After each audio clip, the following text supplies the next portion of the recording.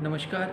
मुख्यमंत्री माझी लाडकी बहीण योजनेतील ज्या महिला पात्र होत्या, परंतु त्यांनी 31 डिसेंबर अगोदर आपली ई-के-वाय-सी केली नाही, म्हणजेच लाडकी बहीण योजनेची आपली ई-के-वाय-सी केली नाही, अशा महिलांना आता मुख्यमंत्री माझी लाडकी बहीण योजनेचा जो हप्ता आहे, 1,500 रुपयाचा जो हप्ता आहे, तो हप्ता मिळणार नाही. कारण महाराष्ट्र सरकारने 31 डिसेंबर ही शेवटची तारीख के-वाय-सीची ठरवलेली होती. त्या अगोदर ज्या महिलांनी आपली ई-के-वाय-सी केलेली होती, अशा महिलांना नोव्हेंबरचा हप्ता देखील मिळालेला आहे.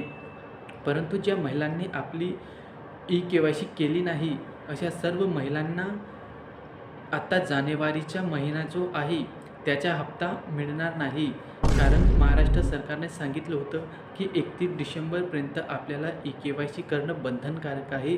जर आपण आपली ई-के-वाय-सी केली नाही, तर आपल्याला या योजनेपासून वंचित ठेवण्यात येईल, म्हणजेच आपण आपोआप अपात्र व्हाल.